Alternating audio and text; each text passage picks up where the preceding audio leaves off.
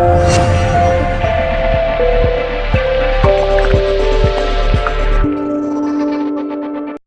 a warm welcome to Chris Cason.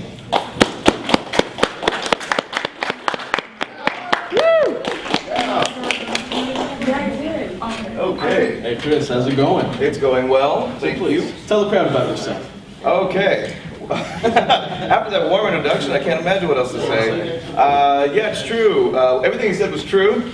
There's also Fullmetal Alchemist and some other stuff too. But yeah, I started in voice work in 1998. Then I went on to directing, and then I went on to script writing, and I do 2 out of the 3 to this day, and maybe doing the 3rd one again. That's a long story, but anyway. So yeah, I'm happy to be here year 2 for ConnectiCon. So yeah, that's all. It's awesome. All good. Happy you're here. The hood. Thank you. I'm gonna open for the questions right now, so feel free. Right there. Joseph Little, Gaming Success Founder. Good to see you again. Remember you from ConnectiCon? Oh yeah. Yes. Out of curiosity, since you have done voice acting and voice directing, does the fact that you have a voice acting background improve on how you direct other people? I think one informs the other. I think it works both ways. I think when you're in the booth for someone else, there's a shorthand now because you kind of know what they want. You can tell more what they're asking for, and so that's as far as acting. As far as directing, yeah, I think so too. I think just working as a team, I like that teamwork. You don't get that with script writing. It's very solitary. I like script writing. In fact, every time you don't see me this weekend, I'm in my room, hunched over a laptop, writing a script. It's due Sunday, by the way. So, and that's very solitary. That's very different. But I love the collaborative nature of acting and directing in this forum. So it's really good. But yeah, I think one helps the other in both cases. Thank you. Definitely. Right there. Oh, am I? Okay. You can do it. Like Nick Gansel from BeatVision.tv. Because you've done, voice work and are, also doing script writing, when you write characters, do you hear in your head the voices? And does that make it difficult when people try to play the characters and you're like, that's so not how I heard the character? Well, then the actor comes out, I'm like, that's not me. Actually, what happens is, it's a cool auditions. I remember writing that. Actually, what happens is, I was talking to some other script writers, and they say, in their mind, they go ahead and cast the whole thing. So for them, it's like, okay, that character looks smart and wears glasses, that's J. Michael Tatum. That character is like, gosh, that's what Michael Solisotto, like, in other words, they will cast it, and then when they do that, it helps them with the flaps, because they know how every person talks, and the flaps, everybody speaks at different rates of speed. But yeah, I do think of the voices. I do try to imagine, not who it is, but what they would sound like. And just like reading a book, when you crack a book open, you imagine the world, you imagine what they look like and sound like, and I do the same thing with the sound. So yeah, I do that. And it helps the writing because it makes you figure out how to slow down the flaps.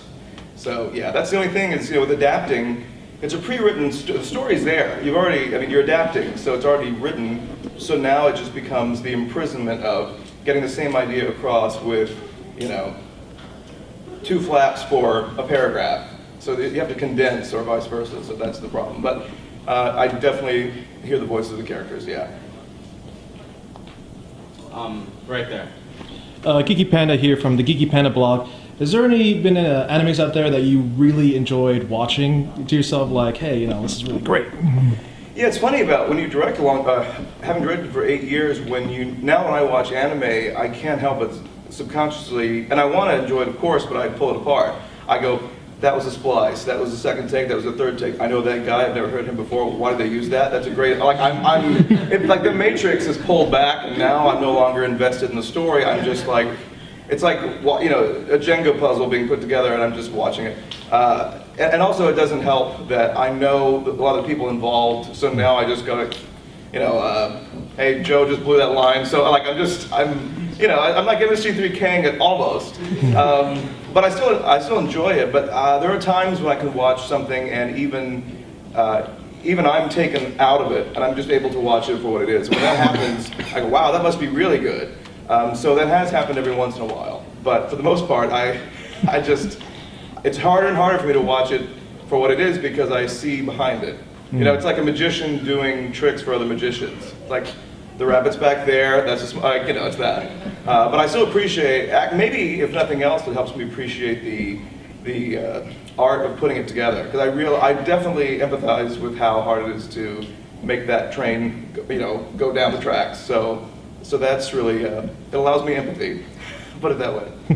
And yes, I still like anime. I should add that. And by the way, for me, one of the examples of the ones where I went, wow, that's really good, was the Hellsing series. I still love that. And that's that show. Although, and even still, I know there's some of the people who worked on it, but I still thought, wow, that's really good. So there are some examples. Saw a hand back there.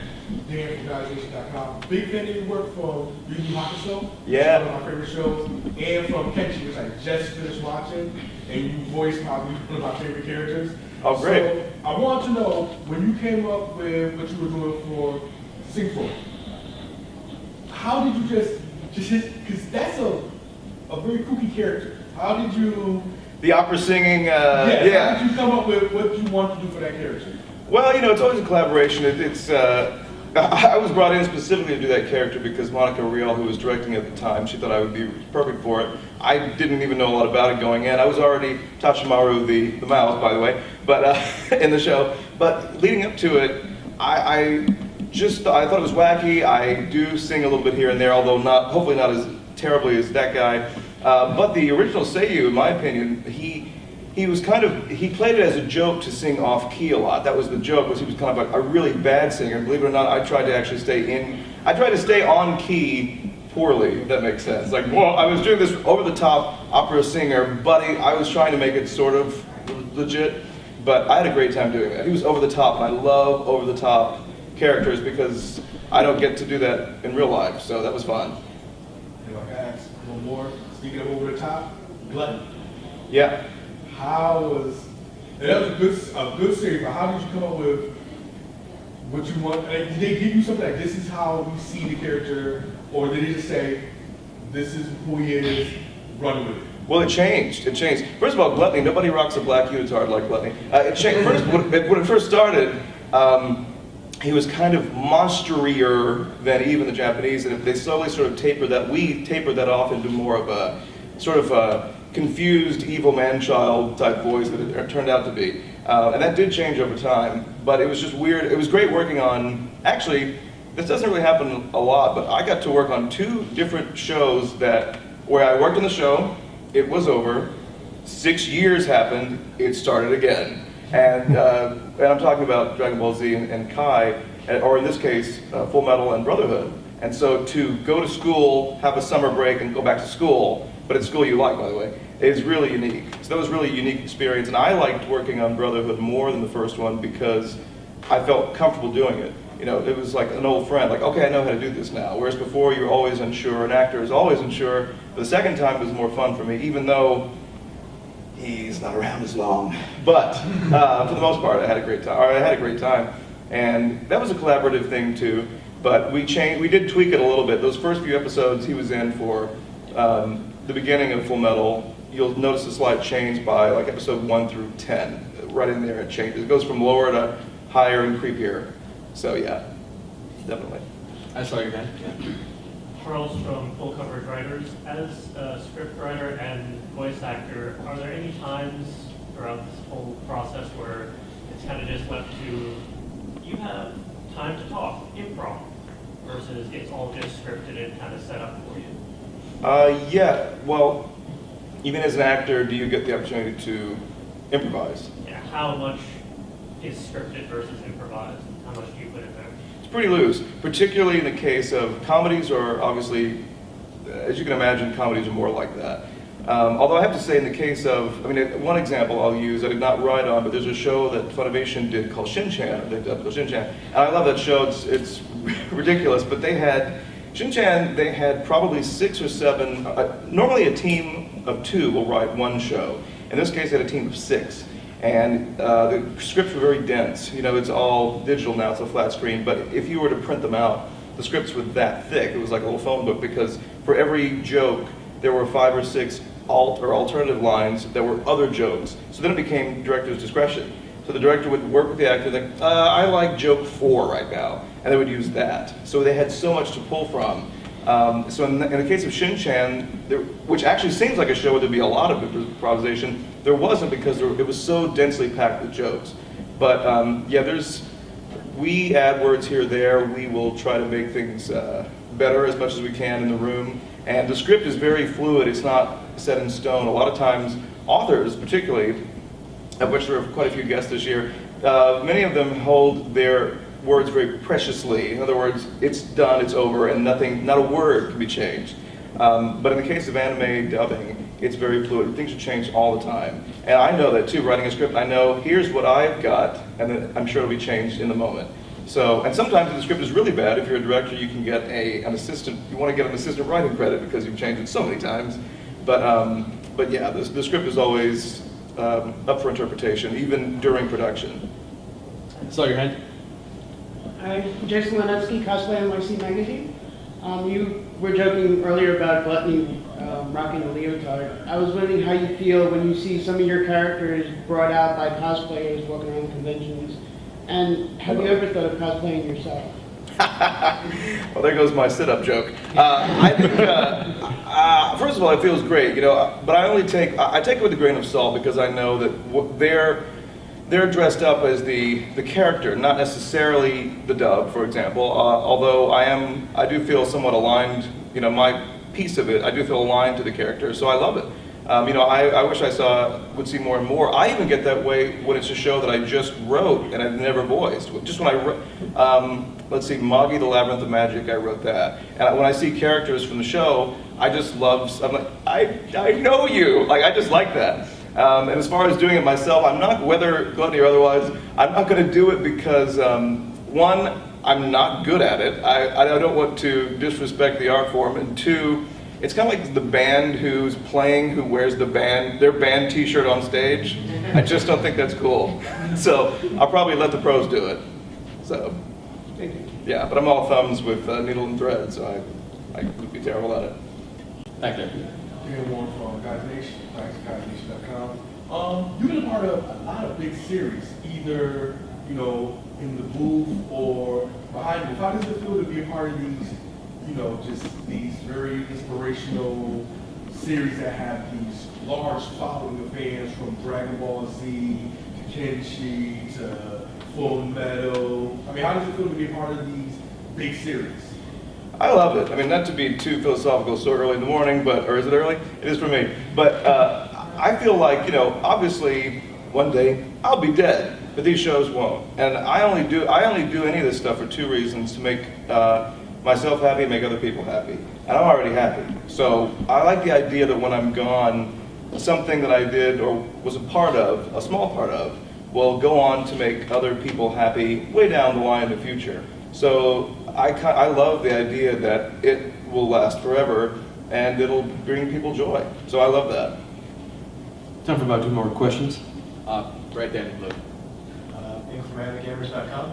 Before you spoke to a sense of comfort or returning to home when doing the Dragon Ball and Kai and Full Metal Brotherhood, could you speak to some of the challenges of trying to recreate the character but with a slight difference?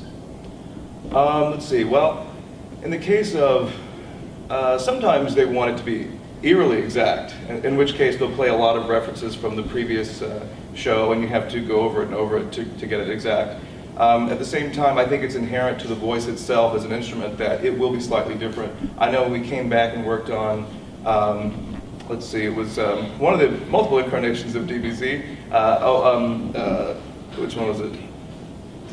Wow, I can't remember which one. There have been many, but I noticed that when we come back for pickups or come back to have an actor fill in some gaps or some words here or there, lines, the voice typically will get lower, inherently lower. No matter who you are, the voice will get lower. And so I think your voice sort of tries to fall into that comfort zone where you know you can do it a long time. Although in the case of Z, obviously, you're screaming a lot. And there's no way around. I mean, all the hot tea and the advice in the world, if you're standing stock still in a room with a mic and you're going 0 to 60 doing these power-up yells, which are the low to high, that kind of thing, there's no, I mean, that's just not occur in life. I don't care how much you're yelling, you don't yell like that much. So, I mean, and there were tricks too. We talked about different ways of maybe doing some Pro Tools splicing, where you would go, water, water, water.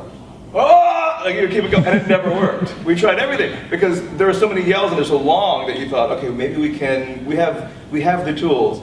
but it still sounds like, oh, like you can hear the break. So it was finally just people yelling in a room. So yeah, I would say that the nuances all would be just making it more comfortable in your own voice and typically slightly lower, especially after yelling.